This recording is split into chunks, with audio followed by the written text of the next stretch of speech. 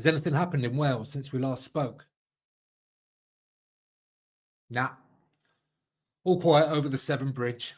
Hello, amateurs. Welcome back to our Six Nations series. I'm going to be here with you throughout the championship and beyond. So hit subscribe down below to make sure you don't miss out on any future episodes. Now, what a week in Welsh rugby. Gatland is gone to be replaced by a jockey, and he's brought in some new horses. Yeah, Warren Gatland fell on his sword, I think it's fair to say. He initiated him leaving, and I think it probably should have happened before now, but certainly I feel like the time has come. Some new ideas, just a new start, or just something to get Wales through the rest of this championship. So in comes Matt Sherratt from Cardiff Rugby on a part-time basis. This is 100% just till the end of the championship. Certainly that's what's being slated at the moment. Now, Matt is well regarded in coaches' circles. And fun fact, I actually played with him a very long time ago, back in the late 90s it would have been. We played in the same Southwest Divisional under-21 side. And I remember one day on a school pitch at a training session being run by the legendary former Leicester Tigers coach, Chalky White.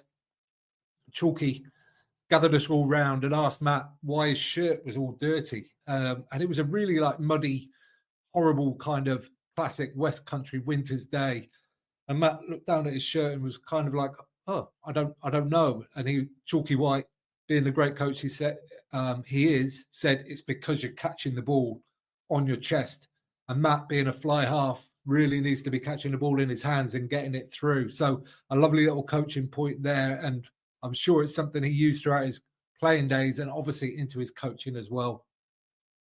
One of the first things that's happened is Rob Howley's been removed from the coaching duties. I'm assuming Matt Sherratt will take over the attack, which makes sense. And Rob Howley, therefore, leaving, still under contract with the Welsh Rugby Union, but no longer involved in the national side. Also this week, Robin McBride said Welsh rugby has lost its soul, which is a really sad thing to hear. And, it's hard not to disagree from what I'm hearing, particularly from my friend Hugh Jones, who we did the whole post-game analysis of from the previous fixture, which I will link up there for you to go and take a look at. It looked like a group of players that didn't believe in the game plan. So, yeah, another reason really that it was time for Warren Gatland to leave. Okay, but today I'm going to be looking at what I think the Wales team will be to face Ireland this coming Saturday. And Sherratt's got a free hit here, really.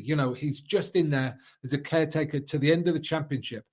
So what do we want to see from him? We want to see a team that's playing with some kind of identity, some kind of excitement, some kind of belief, really. They didn't look like they believed previously. So would love to see that. Some squad updates. Owen Watkin and Liam Williams, who were previously injured, are now officially out of the squad. In comes Ben Warren, the Ospreys tight head. That makes 4 tight heads in the squad, I think, which is a lot. So maybe one of them's carrying an injury. Also in, and this was, I guess, an easy win in some ways for Sherratt. Loads of people were calling for all of these players pre-tournament. In come Gareth Anscombe, Max Llewellyn from Gloucester, and Jared Evans from Harlequins. So interesting to bring in 2 fly halves and not drop out either of the other 2 fly halves that are already in the squad. So there's a lot of depth in that position in this squad now. Overall in this Six Nations, the Welsh have done some good things. They've been good scrum. I think a lot of the tackling and sort of energy and defence has been good, but they really lack confidence going forward, struggle to get over the gain line, any kind of incision whatsoever or variation as well. So what are we looking for this week with these fixtures? As I mentioned, the scrum's gone pretty well, and defensively the forwards have gone pretty well as well. So I think the forward pack will remain mostly unchanged. However, have England shown Wales a bit of a blueprint about how to disrupt the Irish, certainly early in the game, with the playing of several open side flankers? And with that in mind, I'm going to pick Tommy Reffel in the back row, who played really well when he came on in the opening fixture against France. paired with Jack Morgan there on the flank. I think they just got to go over this after this Irish breakdown and make it a mess for them, make it difficult for Ireland to play. All the other guys in there, I think, have done well. Everything considered, I think they've done well. So they get a chance to continue. But yeah, I just think going after this breakdown, England showed it could work against the Irish. I think maybe that could be the way forward for Wales. Now into the backs, and oh my word, I mean, I've gone back and forth on this several times, and I think what we might see from Sherratt, I think we might see the paired with experience. I think that's what he might go for. So with that in mind, I'm going to pick Anscombe at 10 with Max Llewellyn, his club partner, at 13, and his club partner, Thomas Williams, at 9. I think that core could be crucial for this Wales team. And then, and then the rest kind of stays the same. I thought Murray did really well at fullback at the weekend previously. I thought James had no opportunity to show, but, he looks like he could be a good player, and he's big and should hopefully give Wales go forward if there's some structure in their attack. I thought about maybe going with experience there and swapping Tompkins in instead, but we went with James. Onto the bench. And again, this is tough. We've kept the same forwards. Wainwright to bring some oomph off the bench if the 2-7s isn't working, or even if it is. And then I've gone for Jared Evans and Ben Thomas on the bench. I think maybe with Anscombe's injury history, you might need Jared Evans there as well. And Thomas can go into centre where he plays almost all of his club rugby, with Llewellyn being able to cover the back three from there. So that's what we've gone for.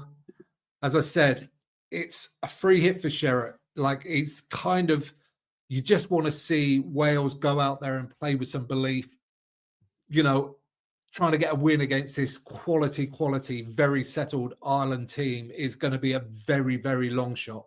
But if they can get amongst them, if they can cause them some problems, if they can get that passion back into the players and therefore into the Principality crowd, if that stadium can get roaring again, like it hasn't done for some time, then I think that will be a win for Matt Sherratt and this Welsh team.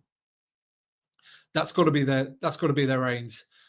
Hopefully, with those combinations now at 9 and 10 that are settled in club form and doing very well in club form as well, by the way. Gloucester are playing some incredible rugby this year, along with, as I said, Llewellyn in the centre, to hopefully give them some go forward and add some of his zip and his incredible play that he's been showing as well this year. Then that might give them a chance. That might get them a foothold into the game, but it's going to be very, very tough. Okay, that's what I think for this Wales team this coming Saturday against Ireland. But what do you think? Let me know in the comments down below. Any players that I haven't picked that you think should definitely be on? What about the makeup of the bench? Do you think I've got that right? Do you think Sherratt will go with the 2-7s in the back row? I don't know. Let me know, and I'll join you there for a friendly conversation. Give this video a thumbs up while you're down there. If you don't mind, it helps other great rugby fans like you find it. And you can subscribe there. You can watch that one next. And don't forget to get out and play.